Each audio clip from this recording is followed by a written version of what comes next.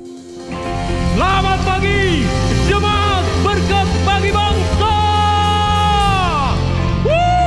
Haleluya. Wow, saya yakin saudara dimanapun Anda berada pagi hari ini, pagi yang luar biasa, amin. Pagi yang Tuhan berikan pada kita menjadi pagi yang benar-benar spesial, karena Tuhan ada beserta dengan kita. Dia adalah Raja atas segala raja. Dia layak ditinggikan, Dia layak diagungkan, Dia layak dimuliakan. Saudara siap memuji Dia? Come on!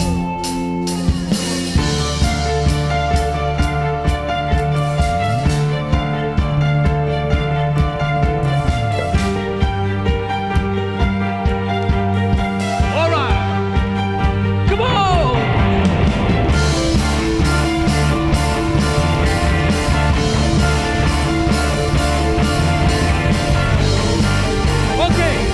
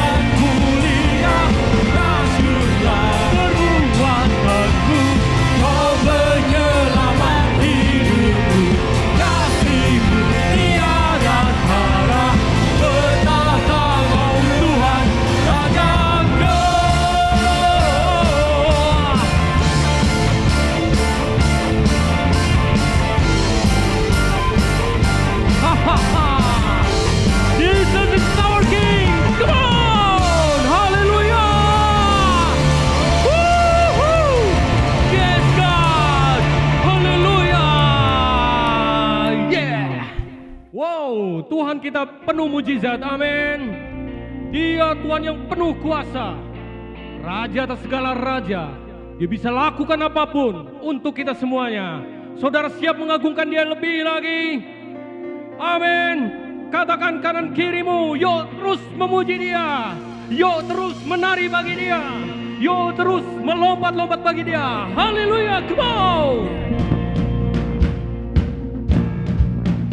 Yeah.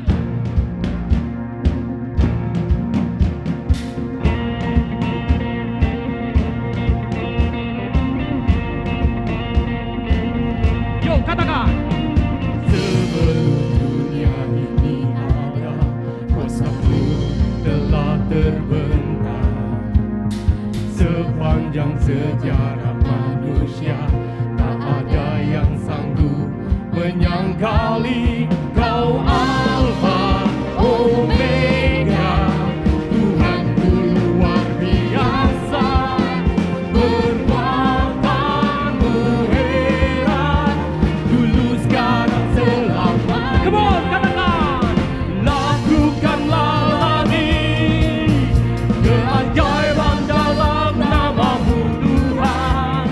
Nyatakanlah lagi kemuliaan-Mu atas hidupku. Hidupku penuh mujizat. Haleluya. Yuk sama-sama katakan. Sebelum dunia ini ada, kuasa-Mu telah terbentang.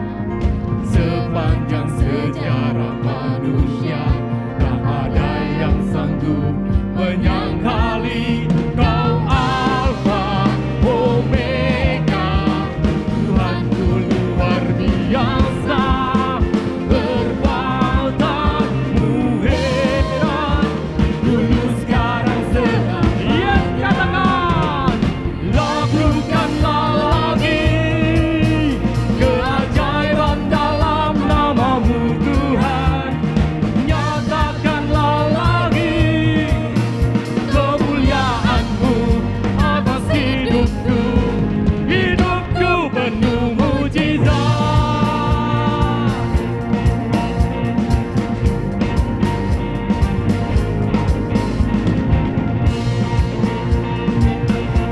Yuk sama-sama katakan dengan saya. Go Alpha Omega. Yeah. Kau Alfa Omega, Tuhanku luar biasa. Perbuatan-Mu heran, dulu sekarang selamanya. Go Alpha Omega. Tuhanku luar biasa. Perbuatan-Mu heran, Yes, Lord. dulu sekarang Haleluya.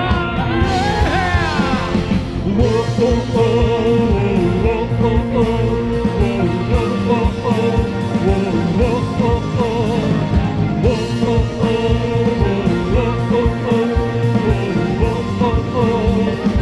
Lakukanlah.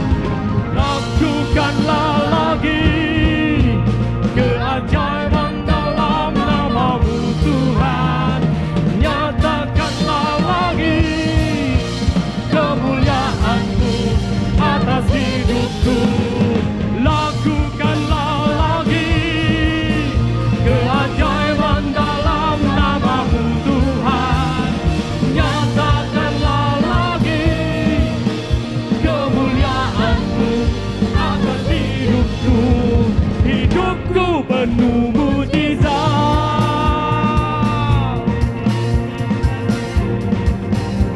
Hidupku penuh mujizat. Yes, God.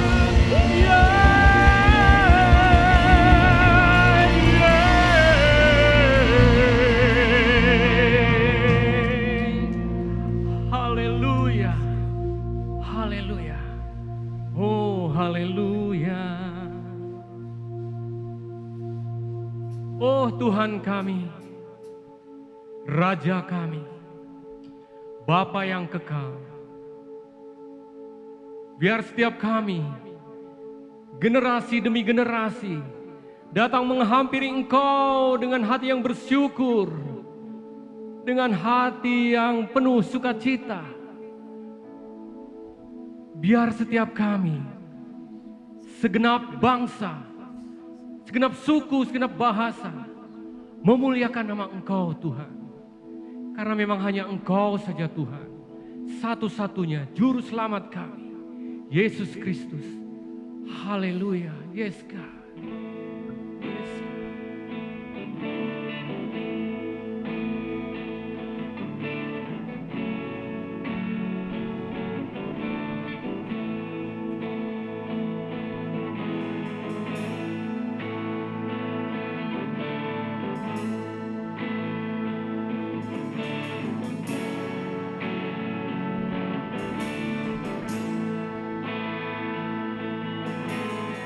People come together, strangers, neighbors, Lord is one. Children, generations of every nation, kingdom come. Don't let your heart be troubled. Hold your head up high, don't fear no evil. Fix your eyes on His one truth. God is madly in love with you. Take courage, hold on, be strong. Remember where our help comes from. Jesus, our redemption, our salvation, in His blood. Jesus, light of heaven, friend forever, His kingdom come. Don't let the heart be trouble.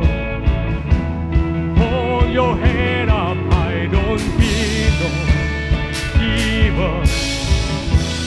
Fix your eyes on His one truth. God is madly in love with you. Take courage, hold on, be strong. Remember where our help comes from. Oh,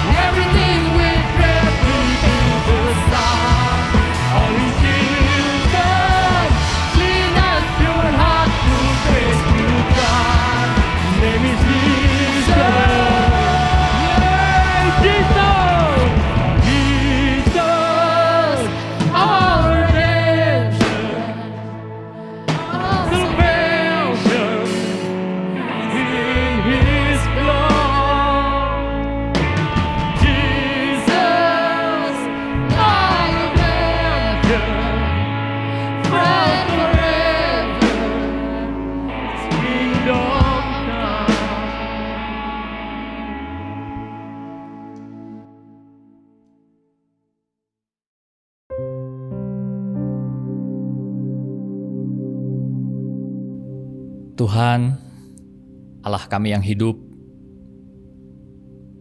kami tahu bahwa rencana-Mu tetap untuk selama-lamanya, bahwa rancangan hati-Mu turun-temurun. Kami percaya bahwa Engkaulah yang saat ini sedang bekerja di dalam hidup kami masing-masing, di dalam hidup generasi kami, dan apa yang Kau kerjakan melalui kami akan Engkau teruskan kepada anak-anak kami, kepada generasi di bawah kami, sampai semuanya harus genap menurut rancangan-Mu. Semua yang harus terjadi di dalam hidup kami, bahkan di seluruh dunia ini harus genap. Tuhan, pimpinlah kami. Kalau kami orang yang sedang mempunyai tanggung jawab untuk memimpin, Engkau berikan kami selalu hikmat-Mu. Engkau tuntun tangan kami. Dan Engkau juga yang akan membangkitkan anak-anak kami, generasi di bawah kami, untuk menjawab Tuhan, untuk merespon pada rancangan yang Kau sediakan bagi mereka. Kami serahkan waktu pagi hari ini, biarlah firman Tuhan menguatkan, membangun, membawa kami terus semakin dekat kepada Engkau. Di dalam nama Tuhan Yesus. Amin. Amin. Selamat pagi, saudara-saudara, ya Bapak Ibu, jemaat yang dikasihi Tuhan, semua dari saudara yang sedang tinggal di dalam kasih karunia, yang sedang tinggal di dalam rencana Tuhan. Pagi hari ini kita akan merenungkan satu pertanyaan. Ya, kalau boleh dikatakan topik, akan jadi apa anak kita? Ya, mau jadi apa anak kita? Nah, di masa kecil saya sering mendengar kalimat tanya ini ditanyakan di dalam konteks sedang memarahi anak. Ya, bukan orang tua saya, karena saya tidak ingat orang tua saya pernah memarahi dengan cara demikian. Tetapi saya dengar, ya misalkan dari tetangga-tetangga. Karena waktu kecil saya dengan kakak saya banyak main dengan anak-anak tetangga. Jadi kadang-kadang kita dengar, ya pada waktu orang tua marahin anak, mau jadi apa kamu? Ya.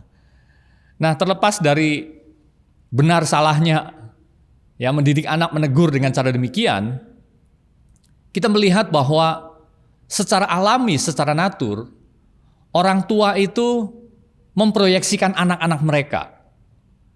Ya, pada waktu mereka kecil, orang tua sudah punya pengharapan ya mengenai sesuatu yang ada di depan. Akan jadi apa anak-anak ini? Nah, kalau saudara ingat, kita kembali ya kepada apa yang menjadi teks kita sejak awal tahun, yaitu pesan dari Daud kepada anaknya Salomo. Itu konteksnya adalah dalam hal alih generasi. Jadi yang kita maksud bukan hanya anak-anak darah dan daging kita, tetapi di sini juga yang dimaksud adalah alih generasi. Ya, generasi yang di bawah kita. Kalaupun kita belum mempunyai anak, tapi kita punya satu tanggung jawab. Kita punya satu hal, memimpin orang. Ya, ini pun termasuk, saudara. Ya, apa yang akan kita teruskan? Dan apa yang generasi demi generasi ini sedang tuju, ya, ke arah mana gitu. Saya harap itu yang kita akan dapatkan ya dari firman Tuhan pagi hari ini. Nah, 1 Tawarikh 28 ayat 9, dan engkau anakku Salomo, kenalah Allahnya ayahmu dan beribadahlah kepadanya dengan tulus ikhlas dan dengan rela hati. Sebab Tuhan menyelidiki segala hati dan mengerti segala niat dan cita-cita. Jika engkau mencari Dia, maka Ia berkenan ditemui olehmu. Tetapi jika engkau meninggalkan Dia, maka Ia akan membuang engkau untuk selamanya. Camkanlah sekarang, sebab Tuhan telah memilih engkau untuk mendirikan sebuah rumah menjadi tempat kudus. Kuatkanlah hatimu dan lakukanlah itu. Lalu Daud menyerahkan kepada Salomo anaknya rencana bangunan dari balai bait suci dan ruangan-ruangannya, dari perbendaharaannya, kamar-kamar atas dan kamar-kamar dalamnya, serta dari ruangan untuk tutup pendamaian. Selanjutnya rencana dari segala yang dipikirkannya mengenai pelataran rumah Tuhan dan bilik-bilik sekelilingnya, mengenai perbendaharaan-perbendaharaan rumah Allah dan perbendaharaan barang-barang kudus, mengenai rombongan-rombongan para imam dan para orang Lewi dan mengenai segala pekerjaan untuk ibadah di rumah Tuhan dan segala perkakas untuk ibadah di rumah Tuhan. Saudara, jadi konteks di sini adalah alih generasi ya, sekali lagi. Nah, kita tidak akan terlalu menyelami ayat demi ayat, tapi saya akan mengajak saudara untuk melihat ya situasi di seputar peristiwa ini. Ya, narasi peristiwa-peristiwa di seputar keluarnya pesan dari seorang ayah kepada anaknya ini. Nah, yang pertama, ini adalah pertama kalinya monarki itu diwariskan kepada seorang anak. Ya, tahta kerajaan diwariskan dari ayah kepada anaknya. Ya, kita tahu bahwa belum banyak raja, baru 2. Ya, Saul kita semua tahu bahwa bukan anaknya yang mewarisi karena Daud. Nah, tetapi ini pertama kalinya Daud memindahkan tahta itu kepada anaknya. Nah, sebelumnya kalau kita lihat para pemimpin-pemimpin di dalam bangsa Israel ini, nabi-nabi, hakim-hakim, beberapa dari anak-anak mereka juga meneruskan apa yang dilakukan oleh ayah mereka. Tetapi saudara, tidak berlangsung baik. Ya, beberapa contoh yang diperlihatkan kepada kita tidak berlangsung baik. Bahkan sang nabi sendiri yang mengurapi Daud, Samuel, itu anak-anaknya tidak baik. Ya, dikatakan bahwa anak-anak Samuel itu namanya Yoel dan Abia, mereka tidak hidup seperti ayahnya. Mereka mengejar laba, menerima suap, dan memutarbalikkan keadilan. Ya, itu yang dicatat di dalam Alkitab. Jadi memang mendidik anak itu bukan perkara mudah, saudara. Ya, mendidik generasi, membangkitkan satu generasi bukan perkara mudah. Kalau bukan Tuhan yang membangkitkan. Ya. Jadi kita melihat sebenarnya Alkitab memberikan banyak justru kegagalan. Ya, bahkan dari orang-orang yang tadinya dipakai dengan luar biasa. Kita semua tahu Gideon. Ya, Tuhan memberi kasih karunia, memperlengkapi dia dengan keberanian, kemampuan, menyertai ya pertempurannya sehingga begitu sukses sampai sebangsanya ingin mengangkat dia jadi raja. Tapi Gideon tidak mau. Nah, Gideon punya 70 orang anak. Banyak, karena istrinya banyak. Tapi kita lihat bahwa akhirnya satu anak membunuh-bunuhi anak-anak yang lain. Ya. Kemudian Imam Eli sendiri pada waktu kemah itu ada di Shiloh. Punya 2 orang anak yang rusak. Ya, sampai akhirnya Tuhan mengangkat Samuel ini. Bahkan anaknya Samuel pun bukan penerus yang baik. Daud sendiri, ya kalau kita lihat riwayat hidupnya, dia juga bukan ayah yang ideal. Ya, kita tahu dari cerita-ceritanya bagaimana anak-anaknya. Tetapi khusus di dalam hal Salomo, kita bisa melihat bahwa sejak awal memang ada kasih karunia Tuhan di situ. Kita tahu bahwa Salomo adalah anak berikutnya setelah kakaknya meninggal. Ya, setelah kakaknya mati, karena kakaknya adalah anak hasil zina. Daud dengan Batsheba. Jadi mati anak pertama hasil zina itu. Tetapi berikutnya Tuhan sudah mengampuni, ya, bukan hanya memulihkan, bahkan memberi kasih karunia yang besar kepada Salomo. Ya, jadi ini segera ya sesudah yang satu mati sudah lewat, ini dosa sudah beres, Daud sudah bertobat. Ya, kasih karunia Allah itu begitu nyata atas Salomo. Itulah sebabnya Tuhan bahkan memberikan nama kepada Salomo itu sebenarnya Yedija. Artinya kekasih Yehova. Jadi kelihatan sekali bagaimana sejak kecil Tuhan memberikan kasih karunia ini kepada Salomo. Dan anugerah inilah yang menyertai hidup Salomo sampai masa tuanya. Ya. Satu anugerah yang khusus. Ya, yang Tuhan tidak berikan kepada sembarang orang. Ya, kita bisa melihat nanti. Jadi kita juga bisa melihat bagaimana dari mana asalnya segala kebijaksanaan, segala hikmat, segala kepintaran dari Salomo. Karena Tuhan mengatakan apa? Sesungguhnya aku memberikan kepadamu hati yang penuh hikmat dan pengertian. Jadi itu asalnya dari Tuhan, saudara. Seseorang bisa menjadi begitu istimewa karena memang Tuhan yang berikan. Sampai Tuhan katakan apa? Sehingga sebelum engkau, tidak ada seorang pun seperti engkau. Dan sesudah engkau takkan bangkit seorang pun seperti engkau.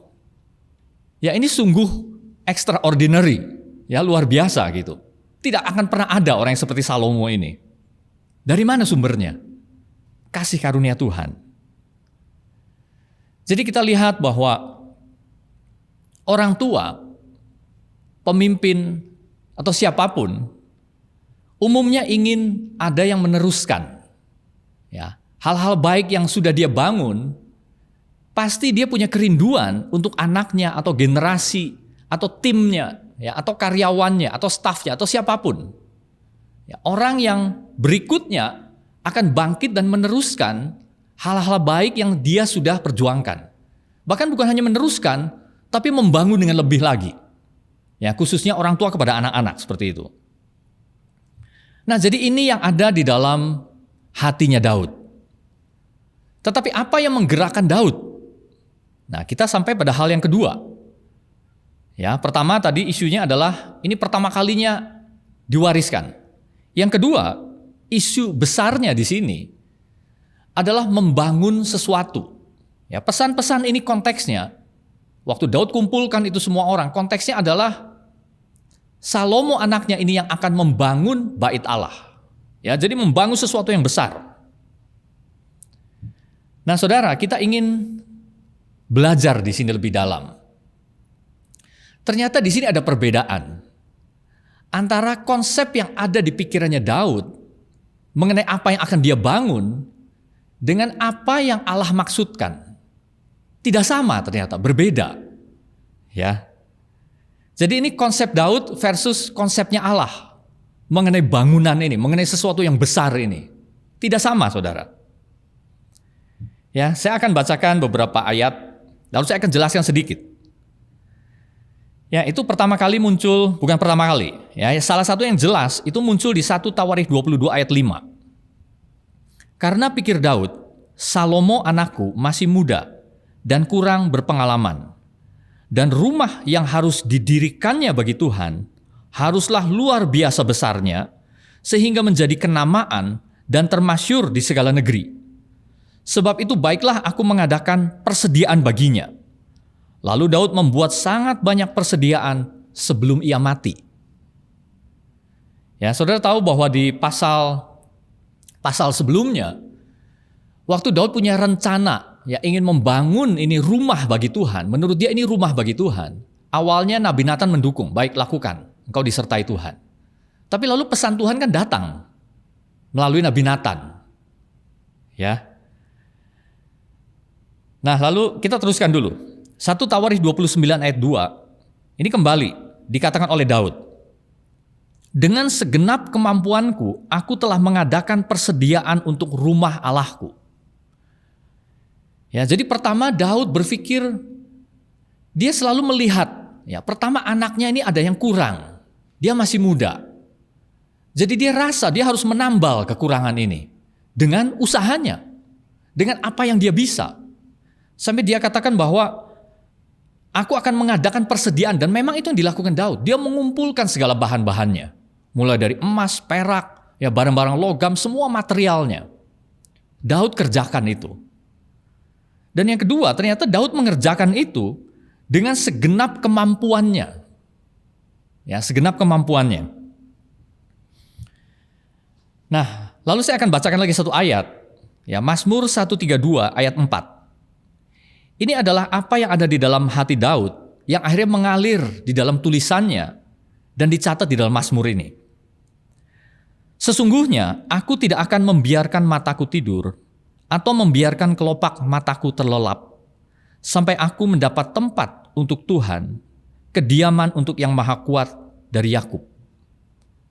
Saudara, Daud terobsesi untuk membangun sesuatu yang menurut dia itu baik, yang menurut dia ini sangat layak bagi Tuhan. Waktu dia katakan ini harus luar biasa besarnya, harus menjadi kenamaan, harus menjadi termasyur. Ada satu target, dan Daud memakai kekuatannya, dia memakai usahanya, bahkan itu menjadi obsesinya. Ya, saudara, kalau kita lihat dari Mazmur yang barusan kita baca, memang ini baik. oh berarti ini orang yang punya dedikasi, punya hati, punya ketulusan kepada Tuhan. Dan memang Tuhan melihat itu. Tuhan melihat ketulusan hati Daud. Itulah sebabnya Tuhan membiarkan. Tetapi apakah memang itu yang menjadi konsepnya Allah mengenai rumah bagi Tuhan ini? Justru Tuhan bertanya kepada Daud. Tuhan menegur kepada Daud. Tuhan malah bilang, masakan engkau yang mendirikan rumah bagiku untuk kudiami. Ya. Saya akan baca di 1 Tawarikh 17 ayat 4. Akhirnya di sini Tuhan bilang, bukanlah engkau yang akan mendirikan rumah bagiku untuk didiami. Lalu Tuhan mengatakan apa? Aku tidak pernah diam dalam rumah sejak aku menuntun orang Israel keluar sampai hari ini. Tetapi aku mengembara dari kemah ke kemah dan dari kediaman ke kediaman. Ya. Saudara, ini yang saya maksudkan dengan perbedaan persepsi tadi. Kadang-kadang kita pikir bahwa kita ingin membangun sesuatu bagi Tuhan. Tetapi kita harus perhatikan apa konsepnya Tuhan. Ya. Jadi ini penting. Pertama kita semua tahu, ya seluruh Alkitab menggambarkan Allah itu bukan satu pribadi yang harus dibuatkan bangunan oleh manusia. Tuhan tidak tinggal di dalam bangunan lahiriah seberapapun itu hebat, seberapapun itu monumentalnya. Tidak. Malah Tuhan tekankan, yang Tuhan tekankan di dalam ayat-ayat tadi adalah bahwa penyertaannya itulah yang menyertai umatnya. Dan Tuhan memilih kemah dengan sifatnya yang mobile, sifatnya yang bergerak. Ya, itu bukan menunjukkan Allah berdiam, Allah dikurung, Allah tinggal. Bukan. Itu menunjukkan penyertaannya Tuhan. Dan lalu kita lihat prinsipnya apa? Prinsipnya sederhana, saudara. Ya, dan harus sesuai dengan konsepnya Allah.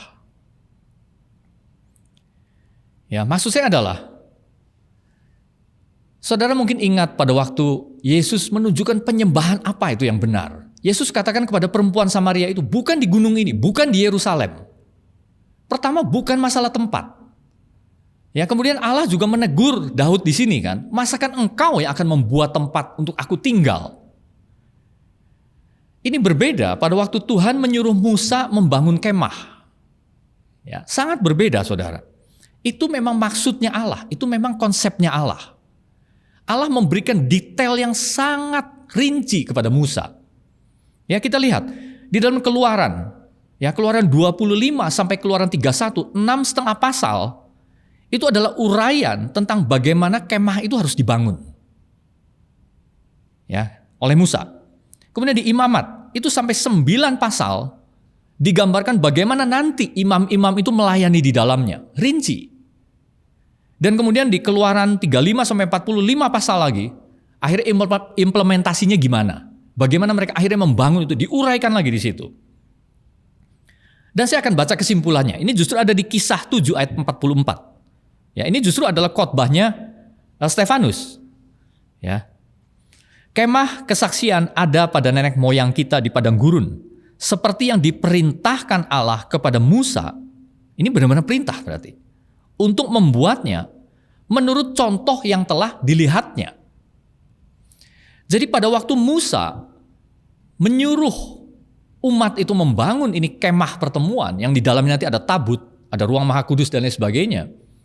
Ternyata Tuhan memperlihatkan ini gambar itu kepada Musa. Jadi ada satu visi, ada satu, kalau zaman sekarang mungkin satu foto, ya satu cetak birunya itu dilihat oleh Musa.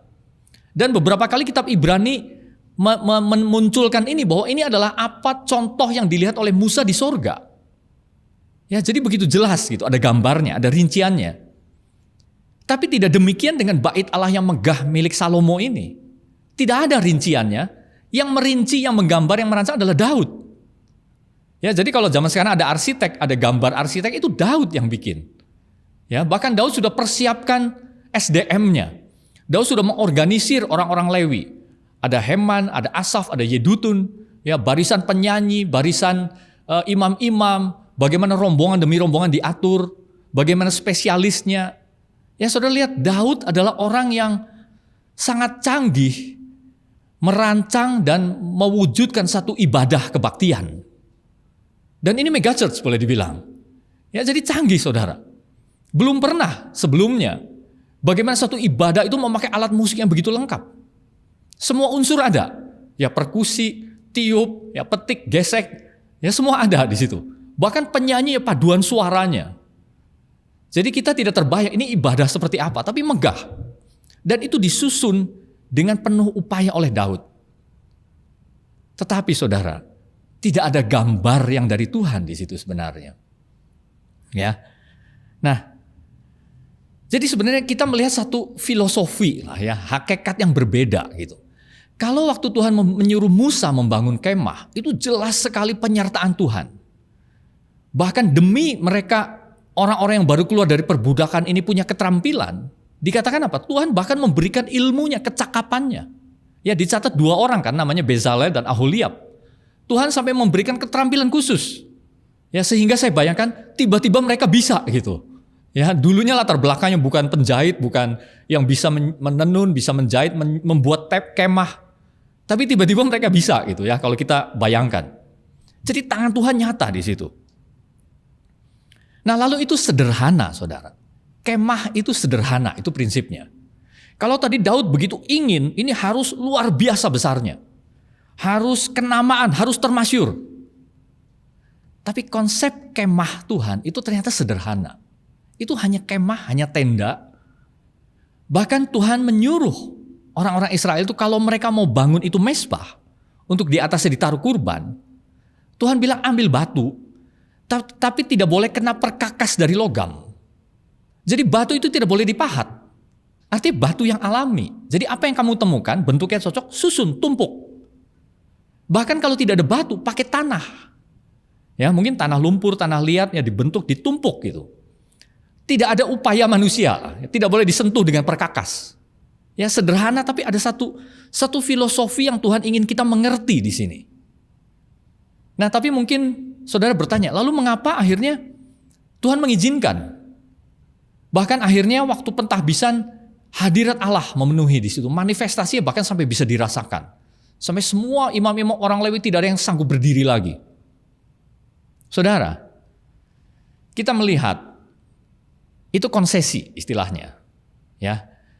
Jadi pada waktu Tuhan berurusan dengan manusia, Tuhan memakai berbagai cara. Kadang-kadang Tuhan berintervensi dan begitu kuat. Ya orangnya tidak tahu apa-apa tapi pokoknya dijadikan Tuhan, diarahkan, bahkan dipaksa. Ya banyak contoh-contohnya. Tapi kadang-kadang Tuhan membiarkan. Kadang-kadang Tuhan menyertai. Bahkan Tuhan sendiri menaruh rancangan itu. Tuhan sendiri menyuruh dengan jelas. Demikian juga di dalam hidup kita. Saudara, maksud saya adalah kita tidak usah terlalu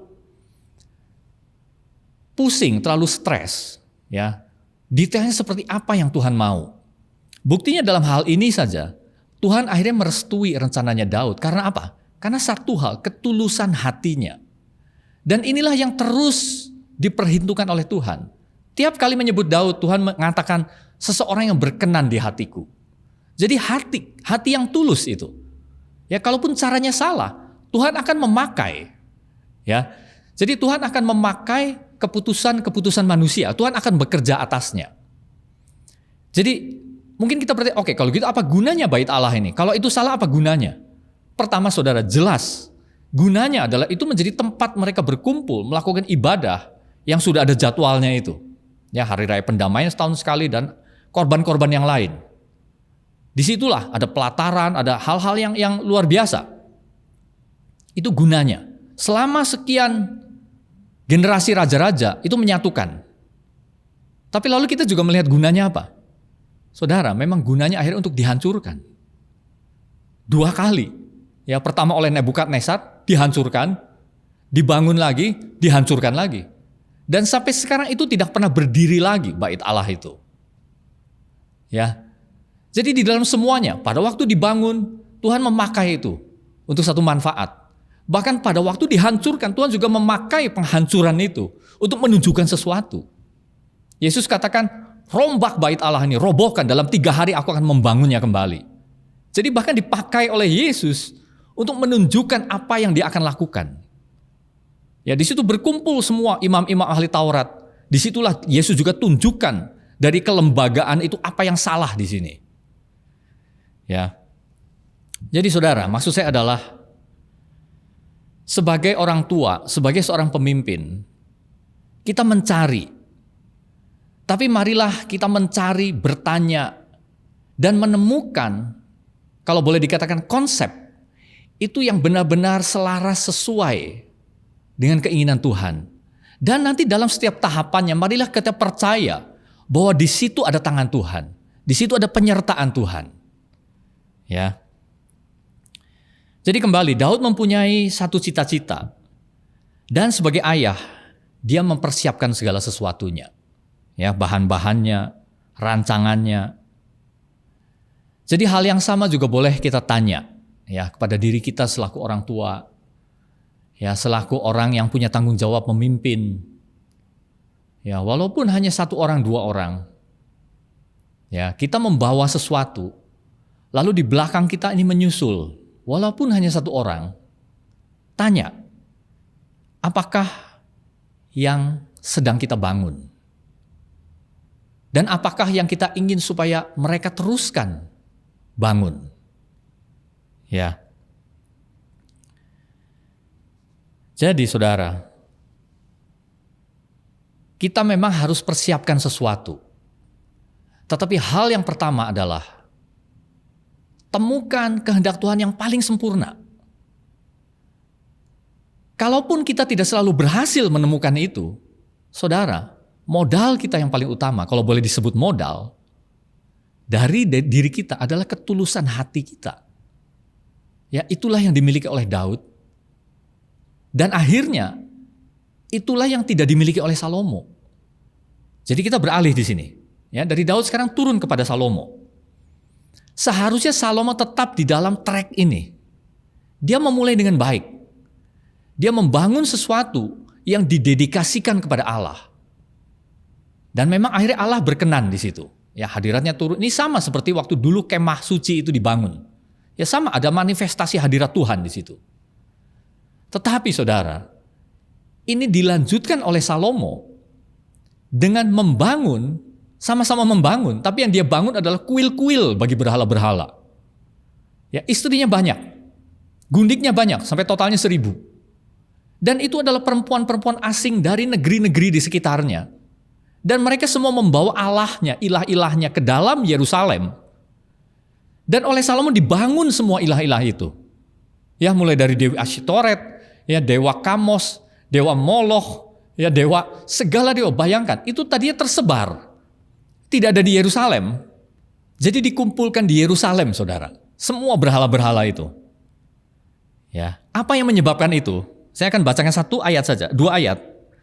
Ya, disarikan dari 2 ayat. 1 Raja-Raja pasal 11. Dikatakan apa? 1 kalimat di situ. Adapun Raja Salomo mencintai banyak perempuan asing. Mencintai banyak perempuan asing. Ya, lalu digambarkan kalimat yang saya ambil dari ayat-ayat selanjutnya. Dikatakan apa? Hati Salomo telah terpaut kepada mereka dengan cinta. Hatinya terpaut kepada perempuan-perempuan asing itu dengan cinta. Dengan satu afeksi. Ya, satu perasaan yang melibatkan segenap kemauannya. Ya, terlibat kemauannya, hasratnya kepada wanita-wanita ini. Itulah yang membawa dia kepada pembangunan selanjutnya, yaitu berhala-berhala. Ya. Jadi saudara, apa yang bisa kita pelajari? Ya, terutama untuk semua anak-anak muda. Ya, bukan hanya di jemaat kita, seluruh ya anak-anak Tuhan boleh dibilang. Mungkin pada waktu kita melihat pemimpin kita, ya, kita berusaha menangkap. Kadang-kadang ngerti, kadang-kadang nggak ngerti. Tapi akhirnya itu toh jatuh ke tangan kita kan, untuk kita teruskan. Dalam berbagai skala, ada yang kecil, ada yang besar, ada yang serius, ada yang dampaknya luar biasa. Ya, ada yang kita pikir ini terlalu remeh-temeh, tapi pokoknya kita mengerjakan sesuatu. Kita lihat dari pelajaran hidupnya Salomo. Dia mengumpulkan itu berhala-berhala. Jadi kita tanya, apa yang kita kumpulkan di dalam hidup ini, saudara? Ya, sebagai anak-anak Tuhan, kita punya hasrat ingin melakukan sesuatu bagi Tuhan. Tapi sebenarnya apa yang kita kumpulkan? Ya, kita harus tanya itu. Kita harus cek berulang-ulang. Ya. Jadi bagi anak-anak muda atau siapapun, jalan apakah yang sedang kalian tempuh? Ya, apakah jalannya Daud ataukah jalannya Salomo? Nah, saya akan tutup dengan ini. Allah menggenapi rencananya melalui generasi demi generasi secara berkesinambungan.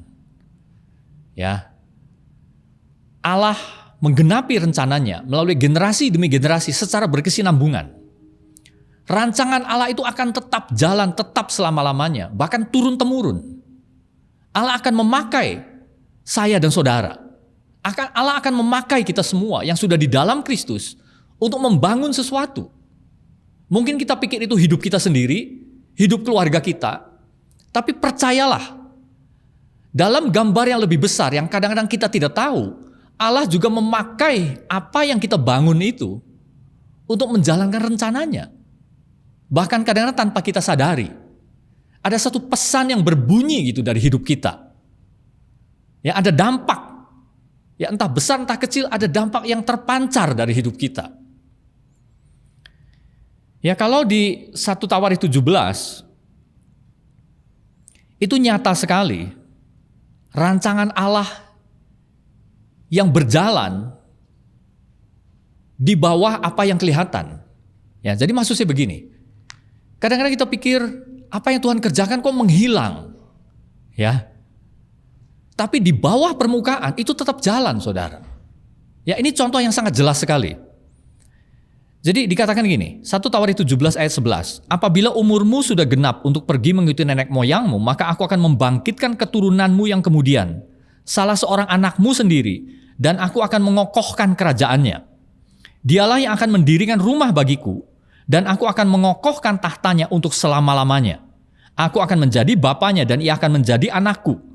Tetapi kasih setiaku tidak akan kuhilangkan daripadanya, seperti yang kuhilangkan daripada orang yang mendahului engkau.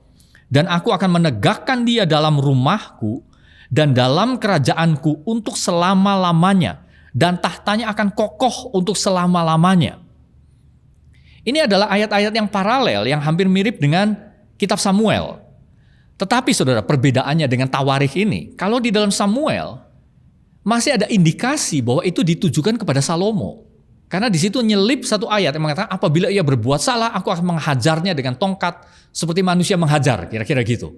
Tapi di sini ayat itu hilang. Di sini Tuhan menekankan kerajaanku untuk selama-lamanya, tahtanya akan kokoh untuk selama-lamanya. Ini menunjuk kepada Kristus. Ya. Jadi Tuhan kan sudah berjanji, kalau engkau, ya, kepada Salomo, jika engkau mencari dia, maka ia berkenan ditemui. Tetapi jika engkau meninggalkan dia, maka ia akan membuang engkau untuk selamanya. Ini janji kepada Salomo, dan memang itu yang terjadi. Jadi karena Salomo tidak berpaut hatinya kepada Tuhan, maka akhirnya tahta itu putus, saudara. Jadi aliran sungai di permukaan yang kita nampak, tadinya ini punya harapan dari Daud, Salomo, besar, tentram, akhirnya hilang. Ya, raja terakhirnya itu keturunannya itu hilang, dibuang, dan sampai hari ini itu hilang. Tidak ada lagi tahtanya Daud, tahtanya Salomo dalam konteks monarki. Tetapi yang kita lihat apa? Yesus Kristus yang adalah keturunan Daud, yang adalah keturunan Salomo juga. Dan dia yang kita sembah sekarang yang menjadi raja, dan yang kerajaannya akan kokoh untuk selama-lamanya. Ini sedang menuju pada satu penggenapan, dan saya dan saudara ada di situ. Kita sedang lakukan bagian kita di situ. Di dalam kerajaan yang akan datang, yang sudah datang itu. Jadi saudara, belajar dari Salomo. Tanya apa yang saya bangun? Apa yang sedang saya kumpulkan? Jangan-jangan kita awalnya baik, membangun satu bait yang kita dedikasikan kepada Tuhan, tapi lalu kita mengumpulkan bait-bait yang lain dan diberikan kepada berhala. Adakah Tuhan masih menjadi raja, menjadi Tuhan di dalam hidup kita? Hari demi hari. Amin, saudara. Jalan apa yang kita akan tempuh? Ya, mari kita berdoa. Bapa, biarlah kami semua terus mengingat pada tujuan. Mengapa Engkau memanggil kami, Tuhan? Mengapa Engkau memberikan kasih karunia yang begitu besar di dalam hidup kami? Membuat kami berbalik dari dosa kami. Membuat kami melihat bahwa kami punya hidup yang baru. Masa depan yang baru. Cara-cara hidup yang baru. Ingatkan setiap jemaat-Mu ya Tuhan. Setiap kali kami cenderung melupakannya, biarlah kami tetap ingat bahwa di dalam hidup ini kami sedang membangun sesuatu. Bukan hanya membangun apa yang kami mulai. Sebenarnya kami sedang meneruskan satu rancangan purba itu. Satu rancangan yang begitu, yang sebelum permulaan zaman seperti Paulus katakan. Itu sedang kami kerjakan saat ini ya Tuhan. Biarlah ini menjadi harta. Biarlah Engkau itu menjadi harta. Satu-satunya harta di dalam hidup kami. Biarlah Engkau menjadi pribadi yang satu-satunya yang kami sembah. Dan biarlah tidak ada ilah, tidak ada berhala lain di dalam hidup kami. Kami tidak membangun kuil apapun Tuhan selain apa yang kami bangun untuk Engkau. Dan biarlah tangan-Mu menyertai kami semua. Pada waktu setiap keluarga, setiap ayah, setiap ibu membangun anak-anak mereka, mendidik anak-anak mereka. Biarlah tangan-Mu nyata, sehingga apa yang kami teruskan kepada anak-anak kami adalah harta yang dari Engkau. Apa yang kami wariskan, bukan satu rancangan duniawi, satu cetak biru, lahiriah, yang akan musnah, yang akan terbakar, yang akan hilang. Tapi sesuatu yang kekal ya Tuhan. Sertailah setiap upaya kami. Karena kami melakukannya dengan iman, dengan percaya, dengan bergantung pada kasih karunia-Mu. Kami percaya, kami berdoa hanya di dalam nama Tuhan Yesus. Amin. Amin.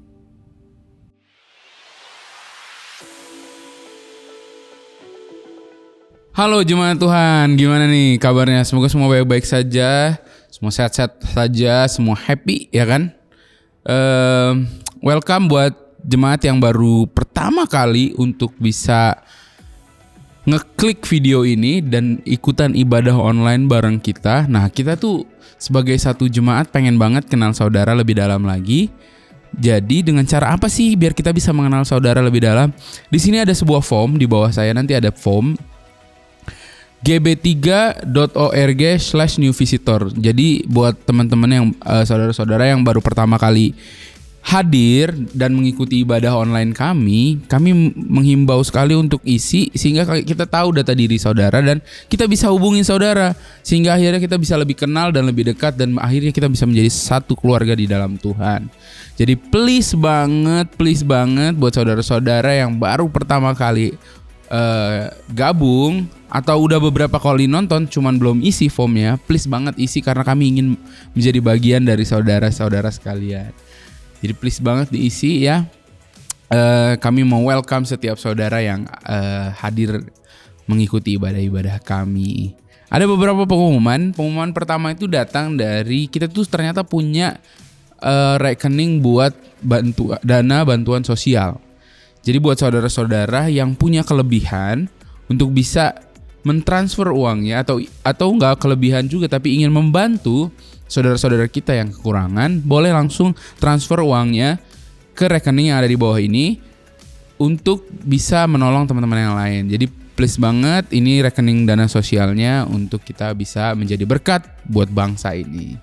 Nah, yang kedua pengumumannya, saudara bisa lihat kan, saya lagi pakai jaket apa ini? Saya lagi pakai JB3 Bikers, salam satu aspal ya kan. Nah, JB3 Bikers akan ngadain yang namanya touring ke Subang. JB3 Bikers go to Subang. Jadi kalau saudara-saudara yang mau ikutan jalan-jalan motor-motoran, boleh banget untuk hubungi Bang Emil dan Bang Mateis yang biasa kita sebut Bang Nyong ya. Untuk infonya nanti di bawah sini ada. Motornya harus motor gede? Enggak. Apapun jenis motor saudara, yang penting kuat berangkat ke Subang dan pulang lagi dari Subang ke Bandung, diajak deh pasti. Apapun motornya, kita nggak ada yang spesifikasi motor karena ini JB3 Bikers ya kan, motornya jenisnya semuanya sama. Jadi kita bakal seru-seruan bareng jalan ke Subang motoran touring, dan nanti di Subang kita akan ada sedikit hangout kecil dulu baru kita habis itu pulang lagi ke Bandung. Jadi akan makan waktu kira-kira ya satu harian lah sampai sore. Jadi buat para pemotor atau orang-orang yang punya motor pengen ikut, please banget hubungin Bang Emil atau Bang Nyong untuk ikutan kita ke Subang. Hari apa? Hari Sabtu tanggal 29 Agustus 2020. Oke? Buat gua belum punya nih si jaketnya, nggak apa-apa. Ikut aja dulu, kita jalan-jalan dulu. Jaket batch kedua akan menyusul ya.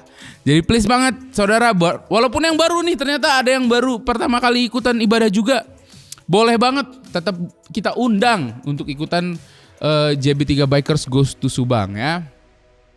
Nah, kita akan memberi persembahan. Saya punya satu ayat dari 1 Tawarik 16 ayat 29. Berilah kepada Tuhan kemuliaan namanya, bawalah persembahan dan masuklah menghadap Dia. Sujudlah menyembah kepada Tuhan dengan berhiaskan kekudusan. Saudara-saudara, saya kemarin baru baca-baca tentang tembok Yeriko, terus kemenangan dari Gideon ya, terus Daud ya memenangkan banyak perang gitu. Saya baru menyadari bahwa ada banyak dalam kehidupan kita sebagai umat-umat yang percaya sama Tuhan, itu pertolongan Tuhan itu nyata setiap pertarungan dalam hidup kita. Mungkin kalau pada saat itu bangsa Israel bertarungnya benar-benar berperang ya, benar-benar di medan perang, dan tangan Tuhan akhirnya menolong semua umat-umatnya untuk menang dari pertarungan itu. Nah, mungkin kita hari-hari ini punya pertarungan sendiri dalam hidup kita. Tapi percayalah bahwa Tuhan itu memegang kendali atas hidup kita dan Dia akan memberikan kemenangan. Nah, karena Dia sudah memberikan kemenangan, mari kita membawa sebuah persembahan kepada Tuhan. Apa saja yang kita punya kita persembahkan kepada Tuhan. Nah, hari ini kasusnya mungkin QR code sudah muncul. Kasusnya adalah kita bisa memberi lewat uang yang kita punya. Berapa besarnya itu personal ya, karena Tuhan itu selalu melihat hati. Saya selalu bilang kalau kita memberi persembahan itu menurut kerelaan hati, karena itu yang Tuhan membuat Tuhan tuh bahagia gitu. Jadi mari memberi dengan kerelaan hati, kita mau memberikan persembahan karena Tuhan baik buat hidup kita. Amin. Kita mau berdoa untuk persembahan kita. Tuhan, terima kasih sekali lagi buat satu kebaikan-Mu Tuhan, buat kasih nyata-Mu dalam hidup kami Tuhan. Kami berdoa, kami mau memberi persembahan Tuhan. Ini bukti nyata bahwa benar-benar Tuhan, kami mengucap syukur atas kebaikan-Mu dalam hidup kami. Kami berdoa biar persembahan ini menyukakan hati Engkau Tuhan. Kami mau memberi dengan kerelaan hati, tulus hati Tuhan, dan dengan sukacita tentunya Tuhan. Terima kasih Tuhan, biar ini jadi berkat buat Engkau Tuhan. Dalam nama Tuhan Yesus kami berdoa, dan seluruh yang percaya katakan amin. Saya Julius, thank you. Dadah.